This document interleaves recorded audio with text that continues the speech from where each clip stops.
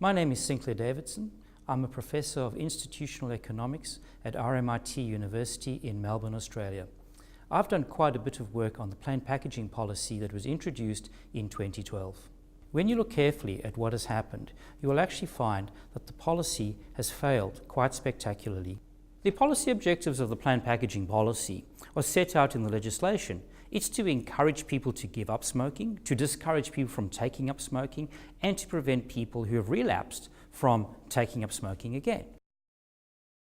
What has happened is, if you have a look at the National Drug Survey, there's a massive decline in the prevalence of smoking from the 1990s when it first started all the way to 2013, and you can see all the policies that were introduced at the time. Then fast forward to 2016, and all of a sudden you see for the first time in 20-30 years that there isn't really a decline. That difference that you can see there is not a statistically significant difference from the 3 years previous. Now, it's important to understand that in the 3 years there's been a massive increase in population.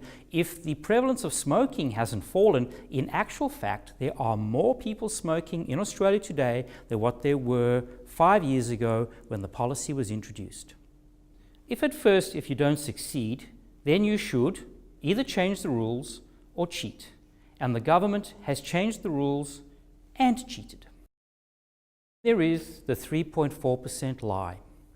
During a debate as to whether or not smoking prevalence had declined as a result of the policy, a story suddenly appeared in the Sydney Morning Herald at one of the government's go-to journalists, who reported, rather breathlessly, that Treasury had released secret information showing that taxation paid on tobacco had declined by 3.4% in the first year after the introduction of the policy.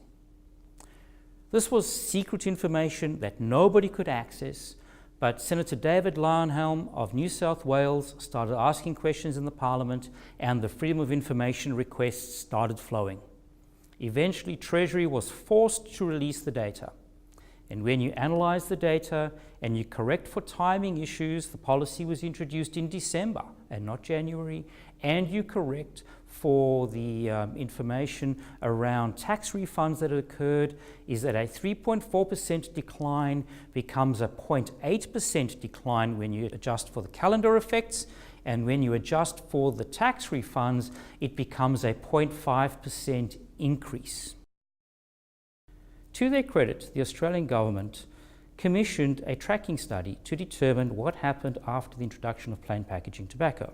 My colleague Ashton De Silva and I have done a very careful and rigorous analysis of the government survey results. And what we find is that there's great evidence of data mining, of using different data across the studies, using different time periods, different variables. They don't actually test quitting behavior before and after the policy was introduced, and when you control for all their inconsistent methodological choices, you actually find that the results are simply not robust at all.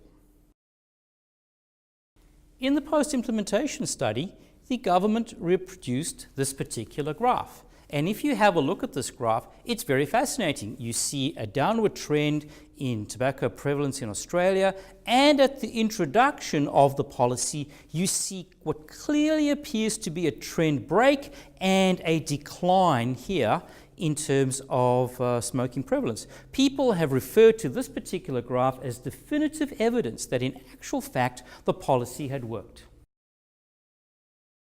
But in actual fact, what you find is that the researcher simply chopped the data off at this point and fitted a trend line, and chopped the data at this point and fitted the trend line. If you have a look at the entire data series without that chop in the data, this is what it looks like. And as you can see, there is no evidence of any break around December 2012. The government was able to show that 0.55% of the decline in smoking that would have occurred anyway could have been due to plain packaging. What the government didn't tell us is that the sample error for their data is 0.6%. So in actual fact, the the effect that they found was smaller than the random variation in the data that you would expect anyway. And people who understand statistics know that that means what they found was zero. No change in the prevalence of smoking after cooking the analysis, after beating it up. The data refused to confess. There is no evidence that the government's policy on their second attempt to prove that it worked actually had worked.